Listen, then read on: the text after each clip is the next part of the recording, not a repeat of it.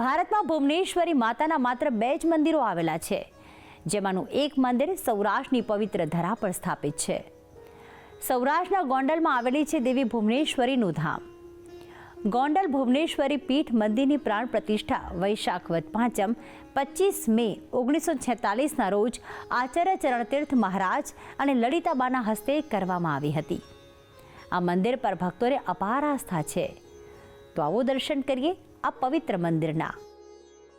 દર્શન કરો ગોંડલના માં ભુવનેશ્વરી પીઠના. ગુજરાતનું એકમાત્ર ભુવનેશ્વરીનું પીઠ સ્થાન સાથેનું મંદિર. સમગ્ર ભારતભરમાં ભુવનેશ્વરી માતાજીના 2 જ મંદિર આવેલા છે.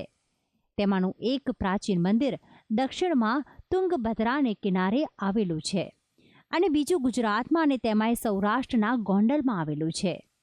ગુજરાતી તરીકે આપણને એ વાતનું ગૌરવ હોવું જોઈએ. દેવી ભાગવતમાં વર્ણવ્યા અનુસાર ચિંતામણી ગૃહમાં બિરાજતા માતાજીની જેમ જ ગોંડલમાં ભુવનેશ્વરી માતાજી છે. 4 હાથમાં માતાજીના વરદાન, પાશ, અંકુશ અને અભય મુદ્રા ધારણ કરે છે. મુખ ઉપર મંદ મંદ સ્મિત છે. આ મંદિરના ગર્ભગૃહમાં બિરાજમાન માતા ભુવનેશ્વરની મૂર્તિ સંગે મરમરમાંથી કંડારેલી છે. લાગે છે કે મા ભુવનેશ્વરી સૌ ઉપર અપાર સ્નેહ વરસાવી રહ્યા છે. અહીં ચતુર્ભુજધારી મા ભુવનેશ્વરી બિરાજમાન છે.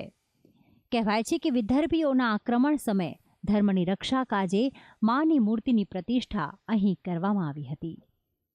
અને મારું પોતાના પગનું એક્સિડન્ટ થયું હતું.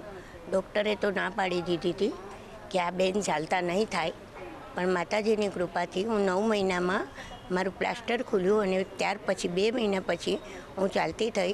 તો પહેલાં હું અહીંયા ભુવનેશ્વરીમાં દર્શન કરવા આવી હતી અને ત્યારથી મને અહીંયા અનુષ્ઠાન કરવા આવું છું. 68 વર્ષ પહેલા આચાર્ય ચરણતીર્થ દ્વારા કરાઈ હતી સ્થાપના.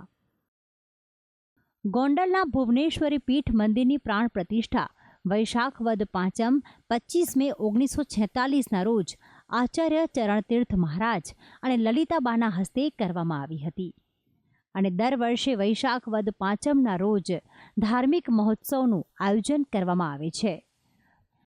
હું 6 વર્ષની હતી ને ત્યારથી હું અહીંયા આવું છું માતાજીના મંદિરે. તો એ ઝુમ્મર લે તો અમે છે ને ઝુમ્મર જોવા આવીએ, બેસીને જોઈએ. એટલે આજ મારી બહુ મોટી ઉંમર થઈ ગઈ છે, છતાં પણ એ માતાજીનું એટલું સર છે ને આમ ન હાલે. પણ જ્યારે આરતી થાય ને ત્યારે આરતી ટાણે 5 5 6 એ ઝુમ્મર છે બધા એ હાલે છે અને બહુ સરસ એમનો પરચો છે. સાક્ષાત શ્રી મા ભુવનેશ્વરી છે અને એમનો પરચા એ ઘણા છે. એમને જે મનમાં ધાર્યું એ બધું થાય છે. બ્રહ્મેશા ચુદશક્રાદિર મહર્ષિભિરુપાસિતા જગતામ શ્રેયસે શાસ્તુ મણિદ્વીપાધિદેવતા. મણિદ્વીપની અંદર બિરાજમાન ભગવતી મા ભુવનેશ્વરી બ્રહ્મા વિષ્ણુ રુદ્ર ઇન્દ્રાદિ દેવતાઓ જેનું સતત આરાધન કરે છે એ ભગવતી મા ભુવનેશ્વરી સમગ્ર જીવ પ્રાણી માત્રનું પરમ કલ્યાણ કરે, આધ્યાત્મિક ઉન્નતિ કરે એવી ભગવતીના ચરણોમાં પ્રાર્થના. ભુવનેશ્વરી માતા કી જય. ભુવનેશ્વરી માતાના આ સુંદર મંદિરના ઇતિહાસની વાત કરીએ તો જામનગરના મેવાસાના વતની અને ગોંડલ રાજ્યના રાજવૈદ્ય જીવરામ શાસ્ત્રી આયુર્વેદના નિષ્ણાંત હતા. બાળપણથી જ વૈરાગ્યનો રંગ જીવરામ શાસ્ત્રીને લાગ્યો હતો. ગિરનારમાં બિરાજતા હિમાલયના યોગ સિદ્ધ મહાપુરુષ અચ્યુત સ્વામી સાથેનો તેમનો સંસર્ગ તેમના ઉદ્દીપક જેવો બન્યો અને ત્યાર પછી તેઓ ભુવનેશ્વરી પીઠાધીશ જગદગુરુ આચાર્ય શ્રી ચરણતીર્થ તરીકે પ્રસિદ્ધ થયા, જેમની પાસેથી તેઓએ શાસ્ત્રોનું ઊંડું અધ્યયન કર્યું હતું. પૂજ્ય અચ્યુત સ્વામીએ યોગ વિદ્યાના બળથી જોયું કે આ પુરુષના હાથે શ્રી ભુવનેશ્વરી પ્રતિષ્ઠાનું મહાન કાર્ય થવાનું છે. આથી તેમણે પૂજ્ય આચાર્ય શ્રીને મા ભુવનેશ્વરીની દીક્ષા આપી. પૂજ્ય અચ્યુત સ્વામીના આદેશથી તેઓ સંસારમાં આવ્યા અને મા ભુવનેશ્વરી મંદિરની સ્થાપના ગોંડલમાં કરાઈ. અહીં શ્રદ્ધાળુઓની ઈચ્છા ફળે છે. દવા અને દુઆ બંનેનું આ સ્થાન છે.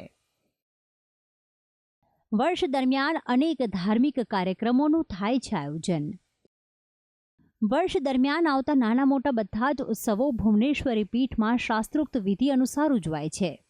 પોષી પૂનમ, મહામાસ નવરાત્રિ, વસંત પંચમી, મહાશિવરાત્રિ, હુતાશણી, ચૈત્રી નવરાત્રિ, રામનવમી, ભુવનેશ્વરી પાટોત્સવ, વટ સાવિત્રી વ્રત, અષાઢી નવરાત્રિ, ગુરુ પૂર્ણિમા, રક્ષાબંધન, કૃષ્ણ જન્મોત્સવ, આસો માસના મોટા નોરતા, વિજયાદશમી, શરદ પૂર્ણિમા, ધનતેરસ, કાળી ચૌદશ, દિવાળી, નૂતન વર્ષ વગેરે વિધિસર ઉજવાય છે. મહાત્મા ગાંધીજીએ પણ અહીં લીધી હતી મુલાકાત.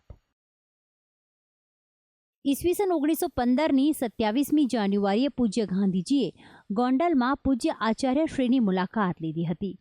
આ પ્રસંગે પૂજ્ય ગાંધીજીને પૂજ્ય આચાર્યશ્રીએ મહાત્માની સૌપ્રથમ પદવી આપી હતી.